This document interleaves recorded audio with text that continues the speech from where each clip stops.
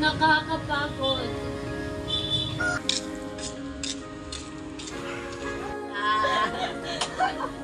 Oh, ba't parang matamlay ka? Nakakapagod yung araw ko. Mag-energy ka na! Energen Generation, and we grow up with a healthy breakfast. May energy na kapag kasama ang barkada. Ganado na pumasok sa paaralan. Ang susunod na programa ay rated PG. Ito ay nangangailangan ng patnubay at gabay ng magulang para sa mga batang manonood.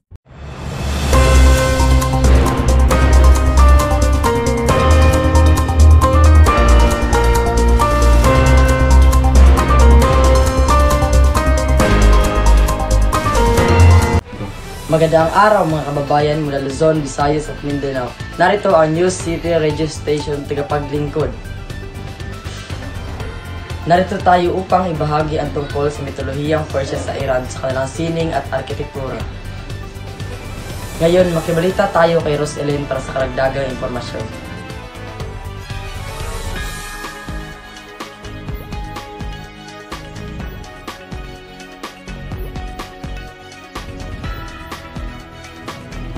Magandang araw kababayan, nandito ako ngayon sa Iran upang makasagap ng impormasyon patungkol sa sining at arkitekto at bakit ito kabilang sa mitolohiyang Persia. Ang sining at arkitektura ng Iran na pinakanapektuhan ng Persia ay nagpapakita ng malalim na pag-unawa sa kultura at pananampalataya at kasaysayan ng mga Syriano.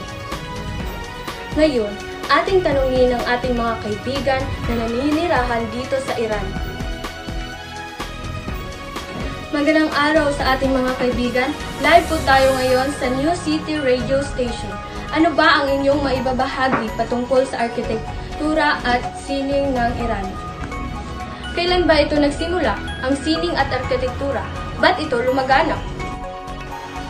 Nagsimula ito sa mga panahon ng Achaemenid, 550 to 330 BC. Panahon ng mga Sasanian, 224 to 651 CE. Panahon ng Islamiko, 651 to 1258 CE. Ano ba ang inyong masasabi sa sining at arkitektura? Ang arkitektura ay nahahati sa tatlong uri.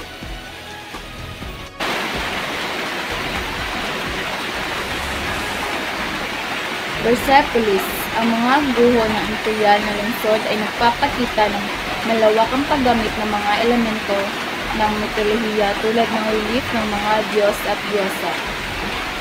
Pasargadae, ang mausoleo ni Cyrus ang dakila ay nagtatampok ng inskripsyon at mga relief na nagpapakita ng mga elemento ng mitolohiya. Mausoleo ng imam.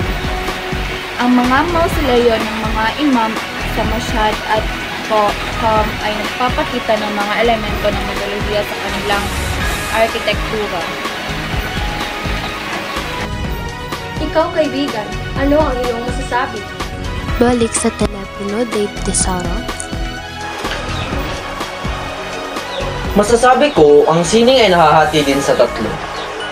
Una, mga relief ng Persepolis. Ang mga relief sa mga pader ng Persepolis ay nagpapakita ng mga Diyos at Diyosa tulad ni Ahura Mazda at Anahita. Pangalawa, mga minaturi ng Shahnameh. Ang mga minaturi na naglalarawan sa mga kwento ng Shahnameh ay nagpapakita ng mga elemento ng mitolohiya. Pangatlo, mga musak ng Ctesiphon. Ang mga musak ng Ctesiphon ay nagpapakita ng elemento ng mitolohiya tulad ng mga Diyos at Diyosa. Nagsimula ito sa mga panahon ng Achaemenid, 550 to 330 BC. Panahon ng mga Sasanian, 224 to 651 CE. Panahon ng Islamiko, 651 to 1258 CE. Maraming salamat sa inyong mga kaibigan at kami ay merong natutunan sa inyong ibinahagi. Balik sa sa iyo, Angelo. Tama din, Fred. Talagang nakakabilib ang kanilang sining at arkitektura dahil sa iba't ibang uri nito.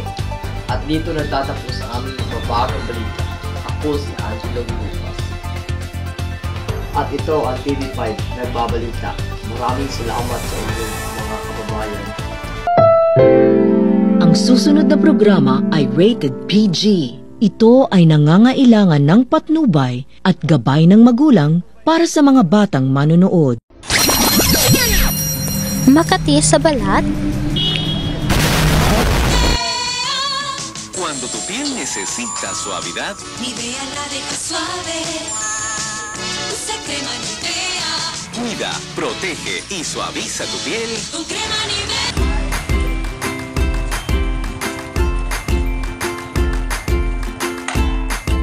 Nivea used to protect.